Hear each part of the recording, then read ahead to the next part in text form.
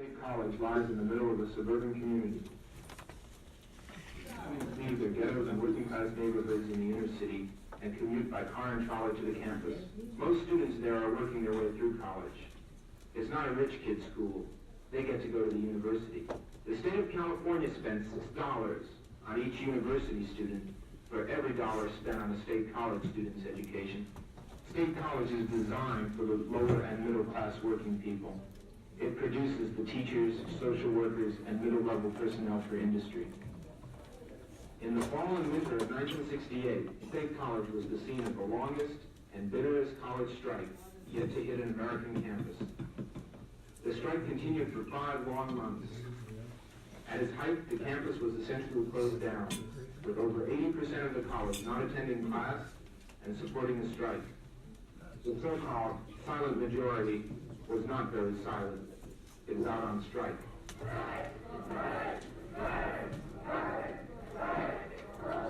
Black students joined with other people of color in the Third World Liberation Front. They issued a set of demands.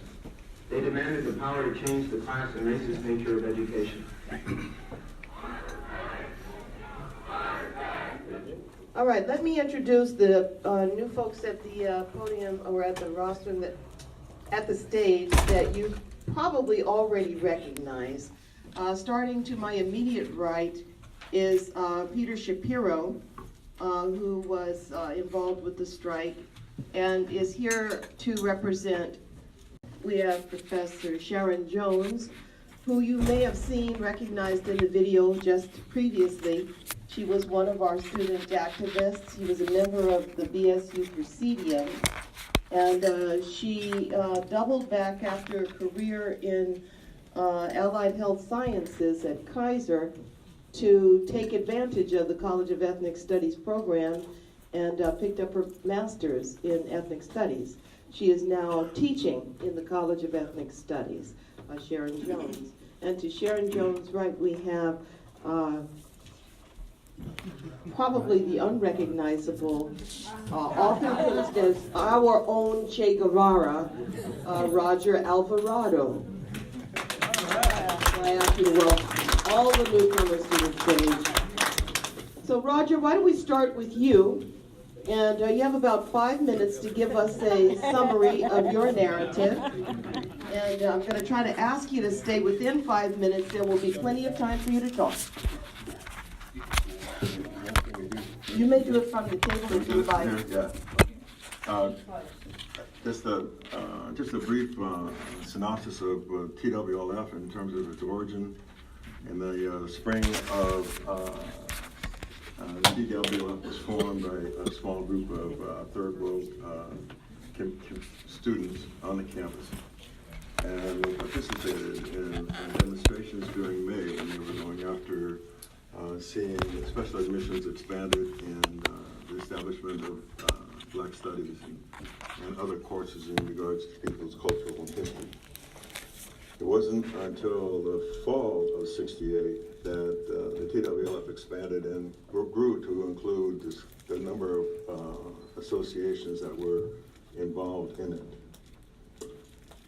We'll appreciate the way in which some of the background was given earlier because it was different than what was originally designed as far as this was concerned. But as I sat here and listened, bringing back many memories in regards to what was going on at the time, it makes so much more sense.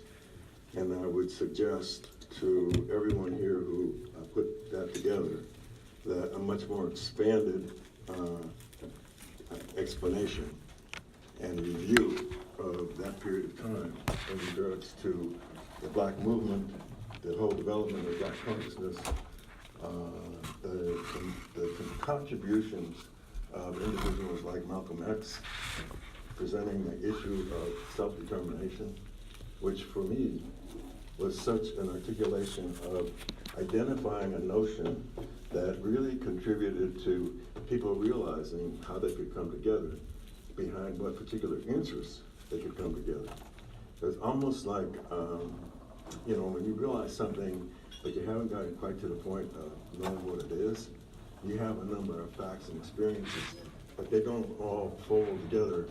And the expression of this notion of self-determination coming out of the Black movement, I saw not only for myself, but I saw it for almost everybody I was associated with in regards to appreciating the way in which we could begin to approach one another and look forward to making things work.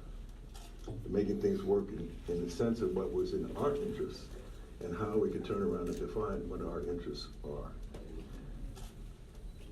The third world is a reflection of people of color whose life experiences are so similar, we are inherently drawn together to look forward to ways in which we can address our needs. The history of genocide, violence, displacement, the loss of resource, and the manipulation by the International Monetary Fund to bankrupt our people not only happens internationally, it happens here just as well. And it's one of the reasons that the birth of TWLF came about, and one of the reasons why there was such a cohesion during that time for us to be able to participate and hold on until we finally had a chance to negotiate for a settlement. When the strike was called by the Black Student Union, the membership of the TWLF spent 3 days reviewing, arguing, discussing, and finally determining that along with those 10 demands, 5 additional demands would be put forward that would ensure the inclusion of people of color in terms of a school, not of ethnic studies, a school of third world studies. And the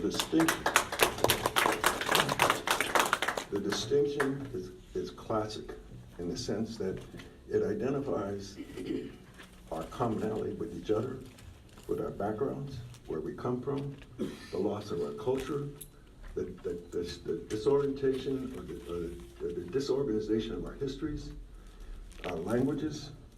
All of these are parts and parts of what all of us here have experienced in one form or another. During the strike, there were issues, there were conflicts, there were confrontations. There was never any point where we were consistently and unanimous in terms of our decisions. But we had the sense, and we knew from experience, that we were not going to do this alone. No one of us was going to do this alone. We had to be together. We had to represent a much greater body than just one particular group, because what we were talking about was just basic, what Jerry terms fairness. Fundamental fairness. Our right to fundamental fairness. At different points, personal as well as group, these issues came and they rose and dissipated. Because behind it was the principle of unity, and unity born out of necessity. It was really intriguing that with system, when it finally came to the realization that it was either going to shut this university down, this college down, or they were going to move forward and come to a resolution, they made sure that Hayakawa wasn't on the campus. Who knows where they sent him or what they did with him, but he wasn't here. And we actually negotiated the settlement with 4 faculty members from the schools. It's pretty revealing about the position of the system when it feels obligated to first present this caricature as being a leader, and then having to displace him when it came time to deal with the real bottom line issues of resolving confrontation. I look forward to hearing what everyone else has to talk about and refer to. I will make one other remark about the Gator incident. Some of us have gone back and tried to do research on the Gator, particularly around cartoons, caricatures of members of the BSU. We can't find them. We know they were there. We saw them. We were there the day they were just published. We can't find them now. There's a cleansing that goes on. That is a distortion and a denial of what it is. the denial is all too, it's all too effective. I mean, fake news is not an original concept. Thank you, Roger.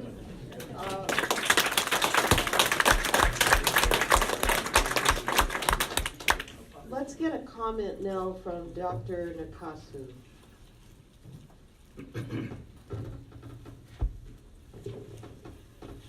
Hi, I was a freshman at San Francisco State in '67, and in the spring of '68, I started hanging around at what was then called the huts. Those were the Quonset huts in which the Experimental College, the BSU, TWLF, and other student organizations were housed. And some of the first people that I met, and I want to recognize them specifically, were folks from ICSA, the Intercollegiate Chinese for Social Action. We have Mason Wong. Wong. Is he still here? And also from other folks from PACE, the Filipino American Collegiate Endeavor. Those were the earlier organizations that were already present on campus in the spring of '68. ICSA's main initiative was working with the gangs in Chinatown, and both Mason and Al can tell you some more about that. And they were also involved in efforts to expand and preserve the special admissions program. In spring of 1968, and Pace similarly was also involved in working with the community. In the spring of 1968, I participated in the TWLF SDS sit-in at the administration building, which was an action that was made necessary by the fact that the administration was taking steps to withhold funding, limit funding to the special admissions program, and also to recognize the fact that it was necessary to get the ROTC off campus.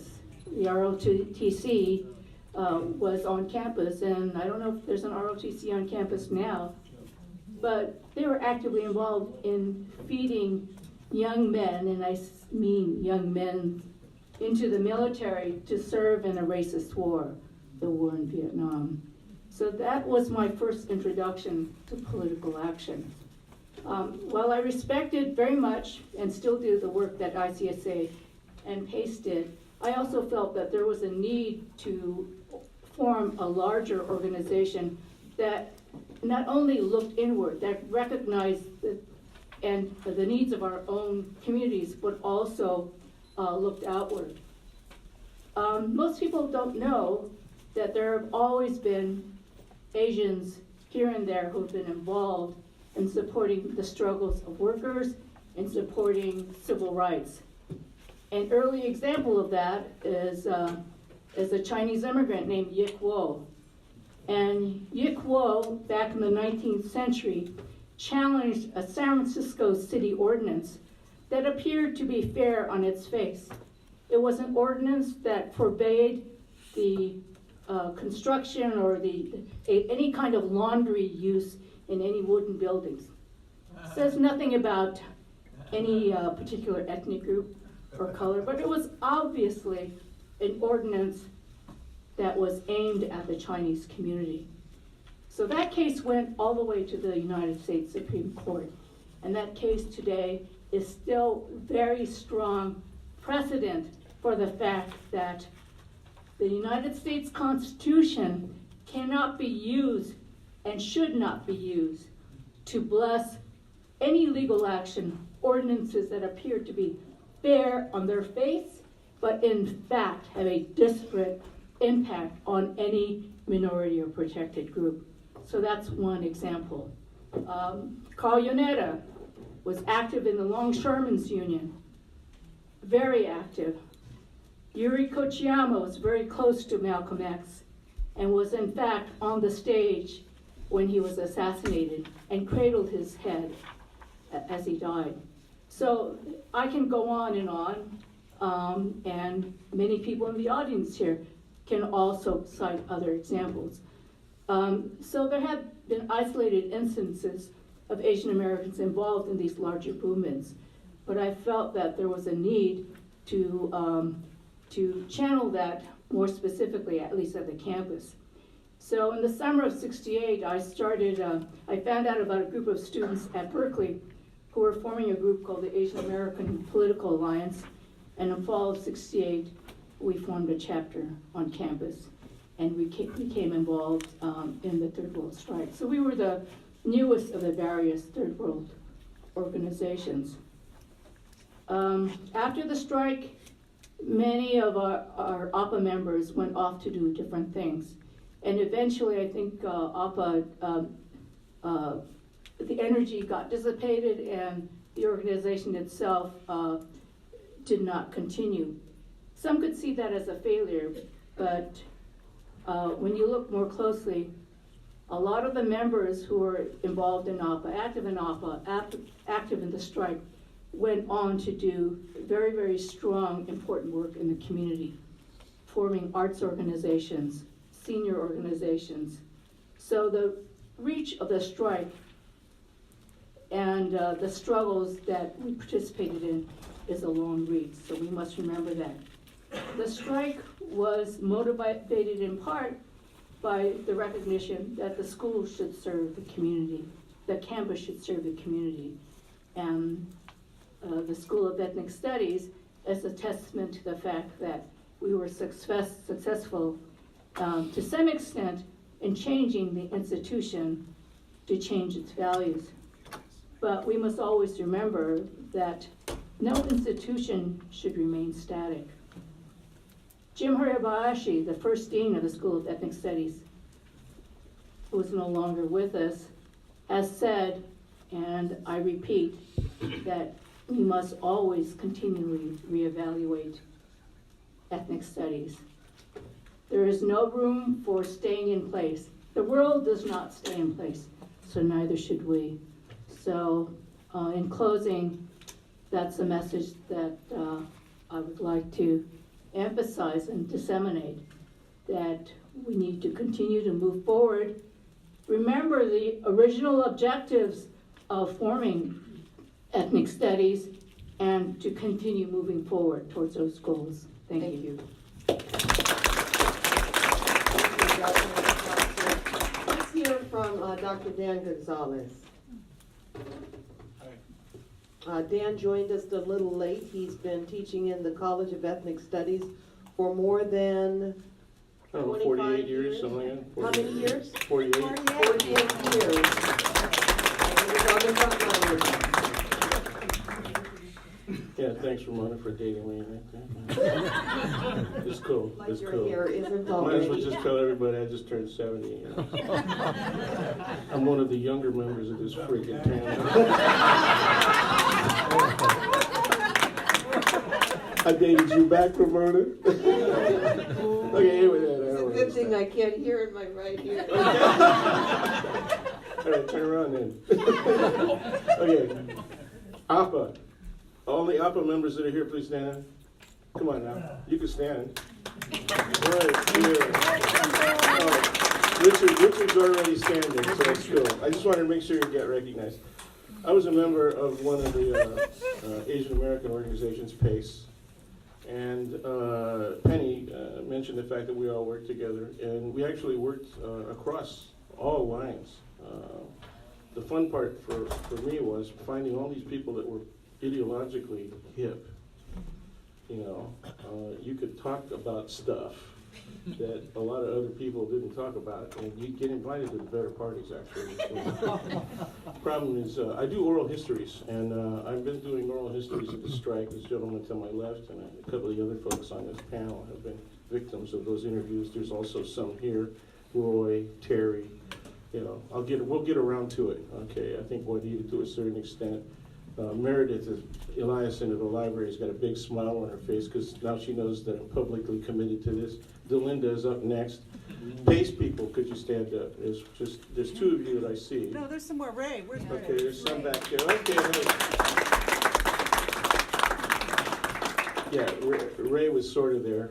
But, he was getting ready, unfortunately, to go to Nam, which he did. Okay. I'm going to take off on what Roger said, and then I'll make it short. There was a lot of history here, right during and after the strike. Photographers, some of you in the crowd are familiar with the Photo Center, San Francisco Photo Center, right? I'm getting some nods from the SDSers. Yeah. So, remember how it was, right? You went in there, you could use their enlargers, you could use all of the baths and everything, and then people threw their stuff out on this big common table, right? And you saw all of this strike photographs, man. Literally hundreds, sometimes thousands of photographs, right? Many of those were here as photographs, right, in the library, and some people had actually donated some of their negatives to the library. The problem was that the library did not protect that material, okay? There were also, remember microfiche? Microfilm? Yeah, this is an old crowd, that's right. They know all that. But anyway, that was being taken out of the library, okay? And I complained that it was all being ripped off. Photographs were all gone, okay? Negatives, gone, okay? And the campus refused to protect those. Okay? Everybody else's stuff you had to check out, right? They had to know where you were. Sometimes there was a 2-hour limit, right? But on that stuff, it was a freebie. Just big drawers, literally, drop-out drawers full of photographs, and people would just snatch those. Okay. I thought it was a pattern. I thought they wanted to wipe out that history. Okay. Just like they did, in terms of colonialism, neo-colonialism, that's what you do, right? Okay. The irony of this, and this is what I'll finish with, is that about 7 or 8 years ago, there was a meeting of the Educational Policies Committee and the Academic Policies Committee and the General Education Council, and I was a member of 2 of those. And the provost at the time, Iani, all these people were in the room at the same time. We were being interviewed by a panel of WASC interviewers, Western Accreditation, right, schools and colleges, and they give you 5-year, usually, permissions to continue with their blessing, right? So you got to do that every 5 years. But we had done so well during this particular interview set that they gave us 10 years, okay, which was exceptional. No other colleges got that. Well, one of the criticisms that a member of the WASC team had was that our general education program did not have a theme. We didn't have a branding, right? Brand. Doesn't that make you sick to even think in terms of a public educational system in terms of branding, right? Does it tell you about privatization and commercialization and where we try to get our funds these days? And so everybody looked at him quizzically, and I was kind of smiling because it was an Asian American gentleman who raised this issue. And he said, a brand. All the other colleges, general education programs, have a brand. And it should be easy enough for you guys to figure out what your brand should be. And they're all looking, questioning. And he says, social justice? And on that day began the campaign to make social justice the identification brand with this campus. Can you dig the irony? Can you dig the irony? All right? They were purging everything about social justice. Gay rights, they purged that. Okay? People of color on campus, they purged that. We didn't get those rights by them saying, hey, you know what? We think it's a good idea that you got to have these rights and interests, right? People fought for those rights. They fought against those rights. And then 40 years later, they're claiming it as their history and the beauty of this campus. If you don't see the irony of that, man, then I'm wasting my time. Okay. We got to carry on, try to retrieve that history as best possible. And I'm asking all of you, sign up so that we know where to contact you so we can get your piece of that history. And if you have any photographs, even if they're the kind that are at the parties and a little, A lot of people don't want to talk about the parties, including this guy. I've tried. Man. It's not going to happen. I keep hearing that, man. Okay. So please contact us. Let us know where you are so that we can get in contact with you and continue with the process. Now, there's a couple of you who have already promised that you're up next for interviews, so that's going to happen. Thank you. Thank you, Dr. Gonzales.